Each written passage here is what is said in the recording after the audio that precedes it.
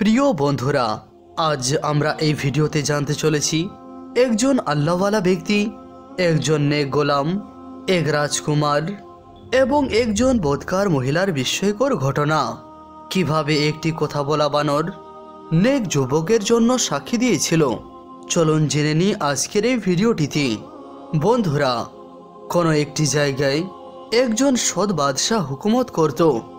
সে এটি চাইতো যে তার সমস্ত প্রজাবর্গ যেন আল্লাহ তাআলাকে মান্যওয়ালা হয়ে থাকে। সে খুব সুন্দরভাবে শাসন কার্য চালাতো। যখন তার শাসন কার্য চালানোর ক্ষমতা শেষ হয়ে গেল, তো সে তার শাসনভার তার ছেলের হওয়ালে করে দিল। তার ছেলেও তার মতোই একজন সচ্চরিত্রের মানুষ ছিল। তার দুইটি বন্ধু ছিল, একজন হলো তার উজিরের ছেলে, দ্বিতীয়জন হলো তার গোলামের ছেলে। রাজকুমার তার দুই বন্ধুর সঙ্গে এই ওয়াদা করেছিল যে আমরা সব সময় একসঙ্গে থাকব। কোনো মুশকিল পরিস্থিতিতে আমরা একে অপরকে সাহায্য করব। আমাদের মধ্যে কেউ কোনো কথা গোপন করবে না, না কেউ মিথ্যা কথা বলবে, না কখনো কেউ বিশ্বাসঘাতকতা করবে।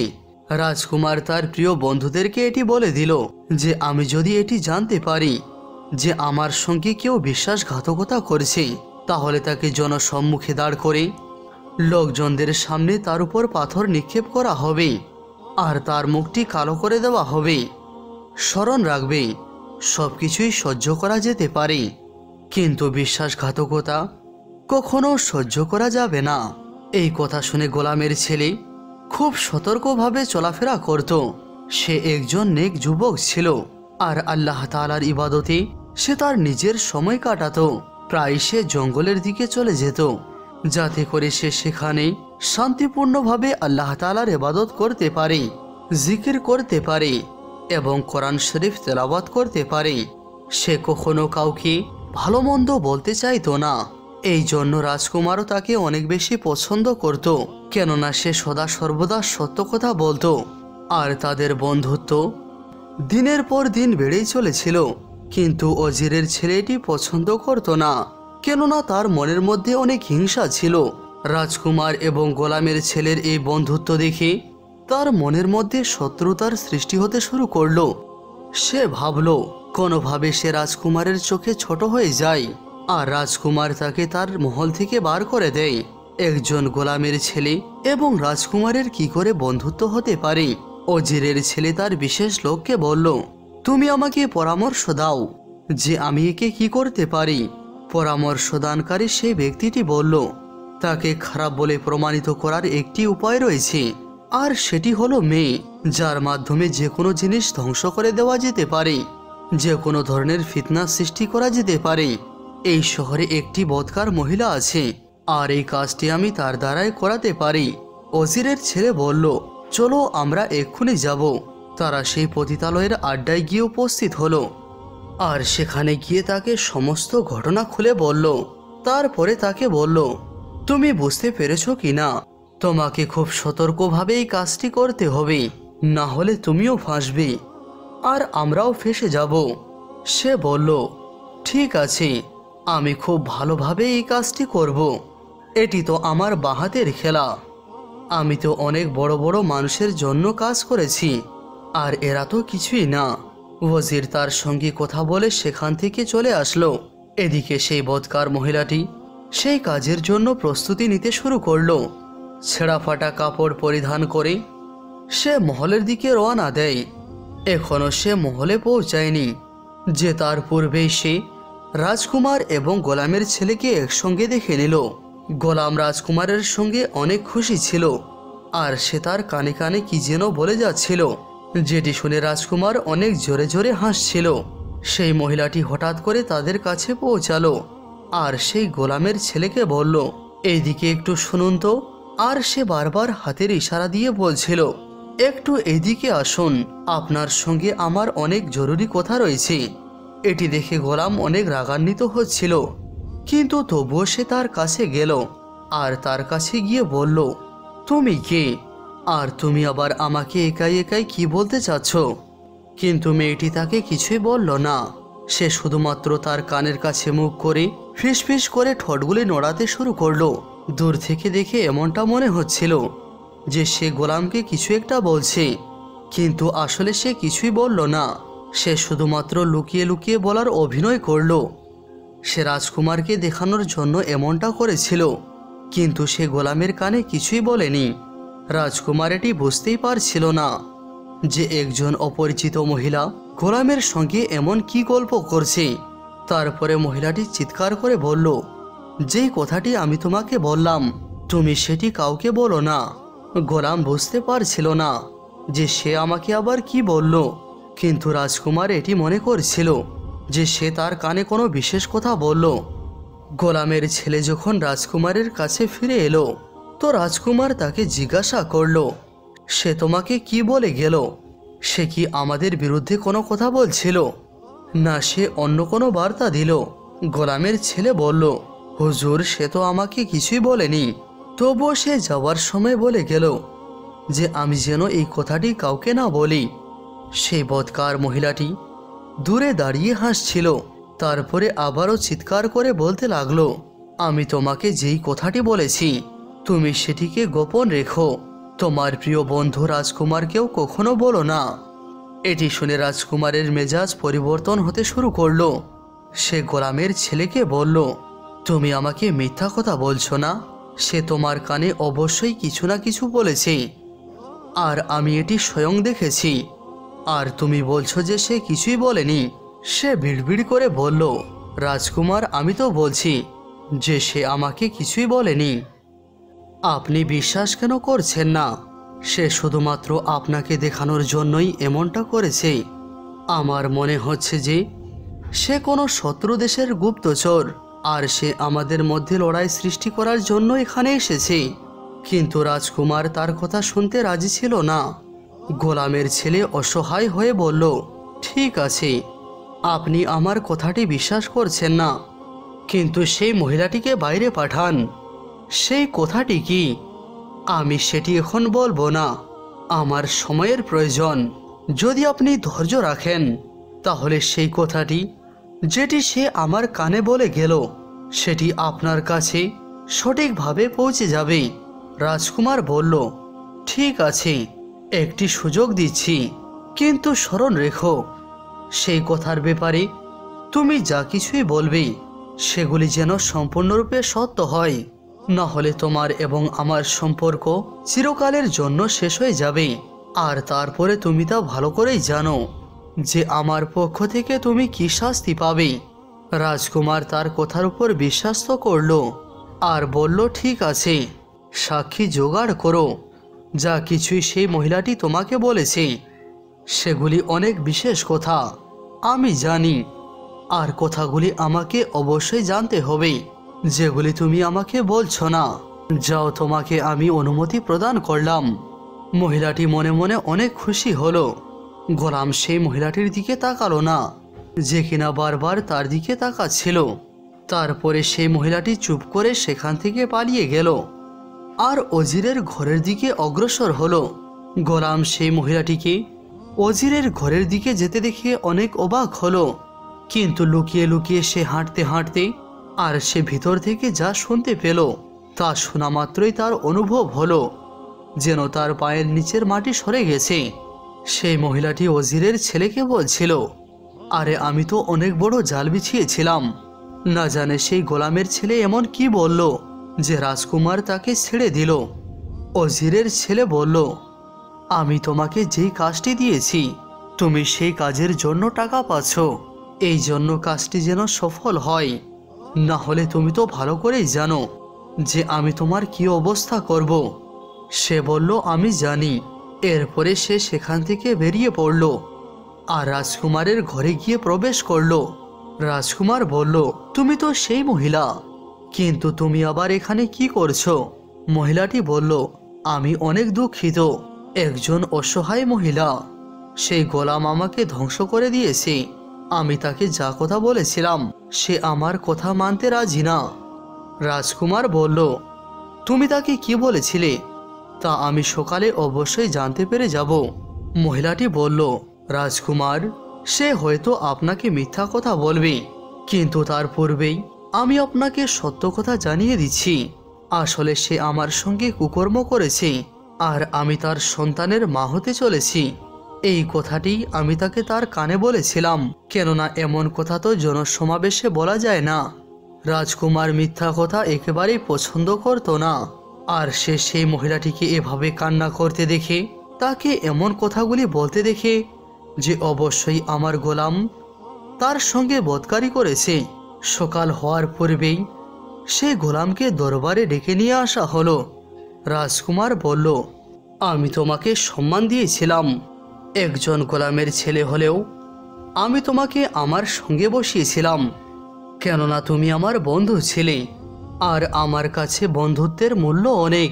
কিন্তু আমি তোমাকে কি বলেছিলাম, যে আমাকে কখনো মিথ্যা কথা বলো না, কখনো আমার সঙ্গে বিশ্বাসঘাতকতা করো না, আমার অজান্তে এমন কোনো কাজ করো না যেগুলি আমাকে লজ্জিত করবে। কিন্তু তুমি এমন একটি কাজ করে ফেলেছো যেটি আমি কখনো পছন্দ করি না। গোলাম বলল, আমি আবার এমন কি কাজ করে ফেলেছি?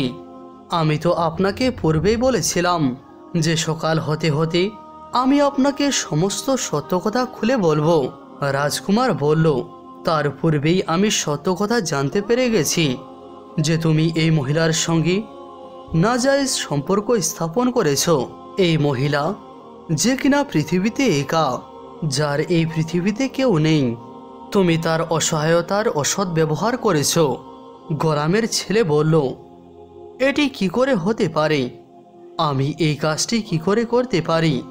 আজ থেকে পূর্বে আমি যাকে কোনোদিনও দেখিনি, তার সঙ্গে কোনোদিনও সাক্ষাৎও করিনি, আর আমাদের ধর্মে এই কাজটি তো হারাম, তাহলে আমি এই কাজ কি করে করতে পারি? রাজকুমার বলল, তুমি কি করে বেড়াও আমি তা ভালো করেই জানি। তুমি যদি সত্যিকারে নির্দোষ হয়ে থাকো তাহলে বলো, এই বাচ্চাটি কার? এর আসল বাবা কে? গোলাম বলল, এ ব্যাপারে আমি তো কিছুই জানি না। আমি আপনাকে তো এটাই বলতে চাচ্ছি, সকাল হতে হতে আমি সমস্ত প্রমাণ একত্রিত করে নেব। কিন্তু আপনি তো আমাকে রাতের বেলায় আপনার কাছে ডেকে নিলেন। রাজকুমার বলল, অনেক হয়েছে, বেরিয়ে যাও এখান থেকে, যাও সেই জঙ্গলে চলে যাও। তাকে খুব অসম্মানের সঙ্গে মহল থেকে বের করে দেওয়া হলো। সে শান্তি পাওয়ার জন্য জঙ্গলের দিকে বেরিয়ে পড়ল।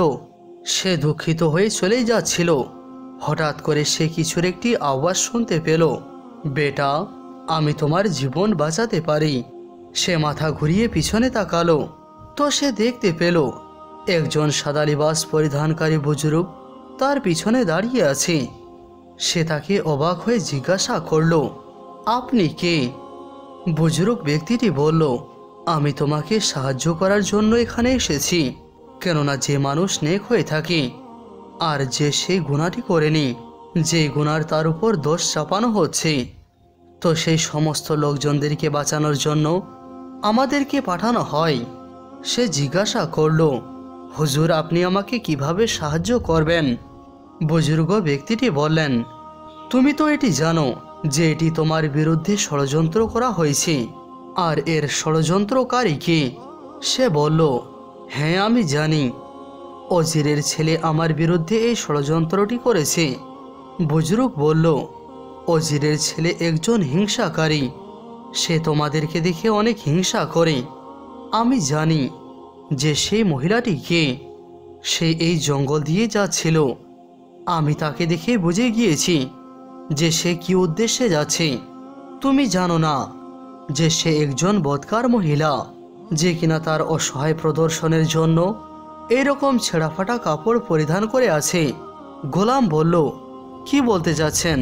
সে কি একজন পতিতা মহিলা? বুজুর্গ বলল, হ্যাঁ, অনেক টাকা পয়সা দিয়ে উজিরের ছেলে তাকে ক্রয় করেছে আর তার জিম্মায় এই কাজটি দিয়ে দিয়েছে। সে কোনো অসহায় অথবা দুঃখিত মহিলা নয়, সে শুধুমাত্র অজিরের ছেলের কথা অনুযায়ী এই কাজগুলি করছে, আর সে মিথ্যা কথা বলছে যাতে করে রাজকুমার তোমাকে তার রাজ্য থেকে বার করে দেয় আর অজিরের ছেলে তার সঙ্গে থেকে তার আসনে বসতে পারে। এটি শুনে সে অবাক হয়ে গেল, কেননা তাদের বন্ধুত্ব অনেক পুরাতন ছিল। তার বন্ধুর এইরকম বিশ্বাসঘাতকতা করার জন্য সে অনেক অবাক হয়ে গেল। সে বলল, আপনি আমাকে কিভাবে সাহায্য করবেন? আপনি কি আমার সঙ্গে যাবেন? আল্লাহওয়ালা বললেন, না, আমি তোমার সঙ্গে দরবারে যাব না, কিন্তু একটি বিশেষ প্রাণী তোমার সঙ্গে পাঠাবো। সে তোমার কাজটি করে দেবে, কেননা একজন মানুষ অন্যজন মানুষকে বিশ্বাস করে না। তুমি যদি এখান থেকে আমাকে নিয়ে যাও, তাহলে রাজকুমার বিশ্বাস নাও করতে পারে আর সে আমাকে সন্দেহ করতে পারে, কিন্তু তুমি এমন একটি প্রাণীকে নিয়ে যাও যে কিনা তার মুখ দিয়ে সাক্ষী দেবে যে তুমি একজন বেগুনাহ এবং নির্দোষ ব্যক্তি। আর আসল অপরাধীকে? গোলাম অবাক হয়ে জিজ্ঞাসা করতে লাগলো, সেটি আবার কোন প্রাণী যে কিনা কথা বলে, যে কিনা আমার জন্য সাক্ষ্য দেবে? আল্লাহওয়ালা বললেন, এ কথা বলা প্রাণী তোমাকে কারোর জন্য কাজ করতে যেতে হবে। ইতিমধ্যে একটি বাদর সেখানে লাফিয়ে লাফিয়ে চলে আসলো আর সে বলতে লাগলো, হ্যাঁ, আপনি আমাকে বলুন কি কাজের জন্য আমাকে কোথায় যেতে হবে? বুজুর্গ ব্যক্তিটি বললেন, এই যে আল্লাহর বান্দা দাঁড়িয়ে রয়েছে, তুমি এর সঙ্গে যাও, আর তুমি তো এটি জানো যে তোমাকে কি সাক্ষী দিতে হবে। বাদর বলল, হ্যাঁ, আমি সবকিছুই জানি যে আসল অপরাধী কে। গোলাম এই দৃশ্যটি দেখে অনেক অবাক হলো আর সে বলল, হুজুর, এই বাদরটি কি করে কথা বলছে? আল্লাহওয়ালা বলতে লাগলেন, সে একটি অনেক বড় নেকি করেছে। সে যদি চাইতো তাহলে সে তার নিজের জীবন বাঁচিয়ে সেখান থেকে চলে যেত, কিন্তু সে এমনটা করেনি। আসলে এই জঙ্গলে একটি অনেক ভয়ঙ্কর তুফান এসেছিল। সমস্ত পশু পাখিগুলি ভয়ে এদিক ওদিক ছোটাছুটি করছিল। এই বাদরটি সকলেরই জীবন বাঁচিয়েছিল। সেই সময় আমিও এই জঙ্গলে উপস্থিত ছিলাম। আমি দেখতে পেলাম যে এই বাদরটি সকল পশু পাখির জীবন বাঁচাচ্ছে। সেই জঙ্গলে এসে আমি দেখতে পেলাম যে সেখানে অনেক জোরে বাতাস বইছে, কিন্তু এই বাদরটি অন্যান্য বাদরদেরকে একত্রিত করে একটি জায়গায় বসিয়ে নিয়েছিল। তারপরে সে দোয়া করার জন্য নিজের হাত উত্তোলন করলো। হ্যাঁ, আমি আমার চোখ দিয়ে দেখেছিলাম একটি প্রাণীকে এভাবে দোয়া করতে। সে আল্লাহ তাআলাকে ডাকছিল আর সে এত সুন্দরভাবে আল্লাহ তাআলার নাম নিল যে আমি নিজেই সেটি শুনে অবাক হয়ে গেলাম। সে বলল, এ আল্লাহ, এ কাদের, এ মালিক, আমি জানি যে আপনি এই তুফানটি পাঠিয়েছেন আর আপনি আযাব পাঠান, কিন্তু আপনার রহমত, আপনার ভালোবাসা তার থেকেও আরও অনেক গুণ বেশি। আমাদের গুনার জন্যই এই ঝড় তুফান আসে, এই ভূমিকম্প আসে, কিন্তু হে আল্লাহ, আপনি আমাদের ক্ষমাকারী, আপনি কাদির, আর আপনি অনেক বেশি রহমকারী, আপনি অনেক মেহেরবান। আপনি আমাদেরকে মাফ করে দিন, আর আমার এই সঙ্গী সাথীদের যেন কোনো কিছু না হয়। এই তুফানটি বন্ধ করে দিন। এ আল্লাহ, যদি আমাদের গুনার জন্যই এমনটা হয়ে থাকে, তাহলে আমরা আপনার দরবারে সত্য মনে তওবা করছি। আমরা আপনার একটি ক্ষুদ্র মাখলুক, আপনি আমাদেরকে মাফ করে দিন। সে বুজুর্গ ব্যক্তিটি বলল, আমি কোনো মানুষকেই এমন দোয়া করতে দেখিনি যেমনটা কিনা এই বাদরটি আল্লাহ তাআলার কাছে দোয়া করছিল। আমি জানতে পারলাম যে এই প্রাণীরা মানুষের থেকেও বেশি আল্লাহ তাআলাকে মহব্বত করে আর আল্লাহ তাআলার কাছে দোয়া করে, আর আমরা তো এত গুনাহ করি, তবুও মাটির উপরে বুক ফুলিয়ে চলি। আর এরা তো বেজুবান অবলা পশু, তবুও তারা মাথা নত করে আল্লাহ তাআলার কাছে চাই। সব সময় আল্লাহ তাআলার জিকিরে মশগুল থাকে আর সকাল সন্ধ্যায় আল্লাহ তাআলার তসবিহ জপে। তারপরে তার দোয়ার সঙ্গে আমিও আমার দোয়াকে মিলিয়ে দিলাম, অর্থাৎ তার দোয়ায় আমি আমিন বললাম। আর আল্লাহ তাআলা নিজের রহমে সেই তুফানটি বন্ধ করে দিলেন। সেই তুফানটি এতটাই ভয়ঙ্কর ছিল যে জঙ্গলের অনেক গাছ সেই তুফানে উপড়ে পড়েছিল, কিন্তু এরা যেই গাছে বসেছিল সেই গাছটি এত ভয়ঙ্কর ঝড় তুফানেও উপড়ে পড়ল না। সেটি সেখানেই সহি সালামত দাঁড়িয়েছিল। আল্লাহ তাআলা তো সকলকেই মহব্বত করেন, তিনি তো মনের খবর ভালোভাবেই রাখেন, আর তিনি আমাদের অনেক সন্নিকটে। আমি এই বাদরের দোয়া শুনে এতটাই খুশি হলাম যে আমি আল্লাহ তাআলার দরবারে দোয়া করলাম, এ আল্লাহ, এই সমস্ত কিছুর রব, এই বাদরটিকে আপনি এতটা শক্তি দান করুন যাতে করে যখনই সে চাইবে সে যেন কোনো পশু অথবা মানুষকে সাহায্য করতে পারে, আর সেই সময় তাকে আপনি মানুষের মতো কথা বলার ক্ষমতা দান করুন। আমার দোয়ার বরকতে আল্লাহ তাআলা তাকে বলার ক্ষমতা দান করলেন, অর্থাৎ সে কথা বলা বাদর হয়ে গেল। এরপরে সেই বাদরটি বলল, চলো বন্ধু, আমি তোমার সঙ্গে দরবারে যাব, আর রাজকুমার আমার কথায় অবশ্যই বিশ্বাস করবে। এখন তারা দুইজনে মহলে এসে উপস্থিত হলো। সেই গোলামের সঙ্গে একটি বাদরকে দেখে সেখানে উপস্থিত সমস্ত লোকজন জোরে জোরে করে হাসতে শুরু করলো যে এই গোলামের ছেলে এখন একটি বাদরকে নিয়ে এসেছে, সে কি এখন বাদর খেলা দেখাবে নাকি? সে রাজকুমারকে বলল, সেই মহিলাটি আমাকে কানে কানে কি বলেছিল এই বাদরটি আপনাদেরকে জানিয়ে দেবে। রাজকুমার বলল, তুমি তো কিছুই করতে পারলে না, এখন তুমি একটি বেজবান পশুকে নিয়ে এসেছো, সে আবার কি করে বলবে? ঠিক সেই সময় বাদর কথা বলতে শুরু করলো, হ্যাঁ, আমি কথা বলতে পারি, আমি মানুষের মতো কথা বলতে পারি, আর আমি সাক্ষী দিচ্ছি যে এই লোকটি যা কিছুই বলছে সে সত্য কথা বলছে। অর্থাৎ সেই বদকার মহিলাটি এর কানে কানে যা বলেছিল সেটি হলো এই যে আমি অনেক বিপদে আছি, আমাকে সাহায্য করো। ওজির আমার ইজ্জত লুটে নিয়েছে, আর আজ আমি তার বাচ্চার মা হতে চলেছি, আমি গর্ভবতী হয়ে গেছি, আমার জীবন বাঁচিয়ে নাও, আর এই কথাটি রাজকুমারকে বলে দাও। বাদর তার জীবন বাঁচানোর জন্য এই কথাটি বলল। বাদর মানুষের মতো কথা বলছিল আর এটি সাক্ষ্য দিচ্ছিল। রাজকুমার তার চোখকে বিশ্বাস করতে পারছিল না, কিন্তু সে রাগে রাগান্বিত হয়ে গেল। বাদর বলল, অজিরের ছেলের কাছে অন্য কাউকে পাঠাবেন না, ভালো এটাই হবে যে আপনি নিজে গিয়ে তার মুখ থেকে এই কথাটি বার করুন। রাজকুমার উঠে গেল আর সে অজিরের ছেলের ঘরের কাছে গেল আর বাইরে থেকে দরজা নক করলো। ভিতর থেকে অজিরের ছেলে বলল, কিন্তু রাজকুমার কোনো উত্তর দিল না। তো সে লাফিয়ে বাইরে চলে আসলো। রাজকুমারকে সামনে দেখে অজিরের ছেলে ভয় পেয়ে গেল।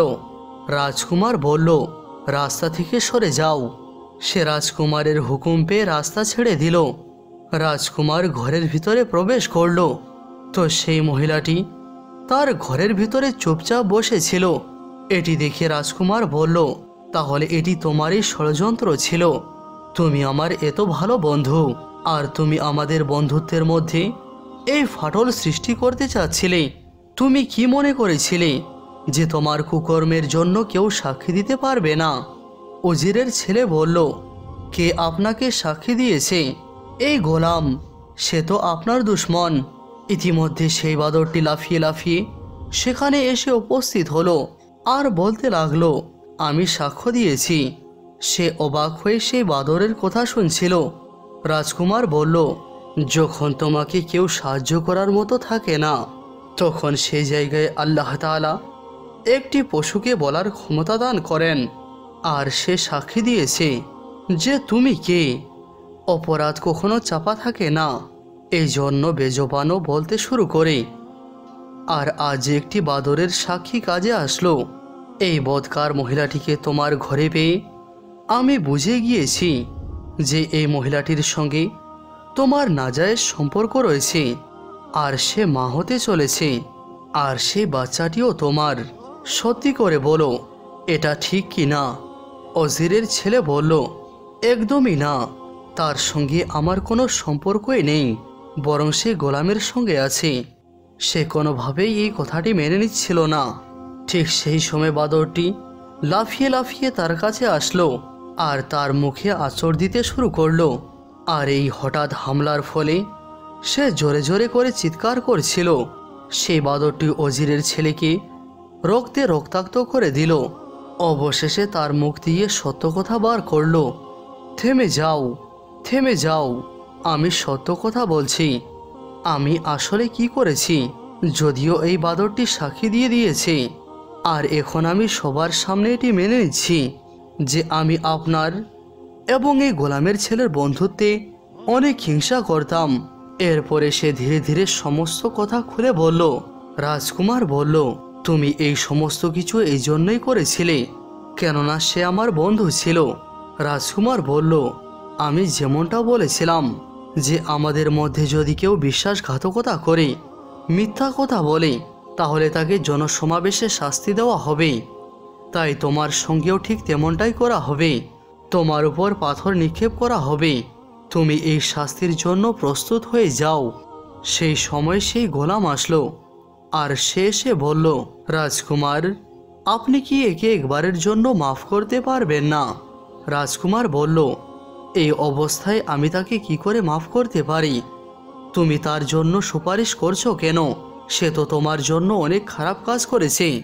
সে তোমাকে সকলের সামনে বেইজ্জতি করেছে। সে বলল, হ্যাঁ, আমি তবুও তাকে মাফ করে দিতে বলছি। রাজকুমার বলল, যদি তুমি বলো তাহলে আমি মাফ করে দিতে পারি, কিন্তু আজ থেকে সে আমার আর বন্ধু থাকবে না, অজিরও থাকবে না, বরং তাকে আমি গোলাম বানিয়ে দেব আর তুমি এখানকার বিশেষ অজির হয়ে যাবে। গোলাম বলল, আমার এই সম্মানের প্রয়োজন নেই যেখানে সেই আল্লাহওয়ালা থাকেন, কেননা মানুষের সঙ্গে বন্ধুত্ব করলেও আমাদেরকে নির্দোষ হওয়ার প্রমাণ দিতে হয়, কিন্তু আল্লাহওয়ালা তারা হয়ে থাকেন যাদের বন্ধু আল্লাহ তাআলা হন। আর আল্লাহ তাআলা যার বন্ধু হয়ে যান তার আর সাক্ষীর কোনো প্রয়োজন পড়ে না। আর আমি চাচ্ছি যে আমিও আল্লাহ তাআলার বন্ধু হয়ে যাই আর আল্লাহ তাআলা আমাকে নিজের বন্ধুত্বে কবুল করে নেন। এরপরে সে সেই বাদরটিকে সঙ্গে নিয়ে জঙ্গলে চলে গেল। বন্ধুরা, আশা করি আজকের এই শিক্ষণীয় কাহিনীটি আপনাদেরকে অবশ্যই ভালো লেগেছে। আজ এ পর্যন্তই। ধন্যবাদ।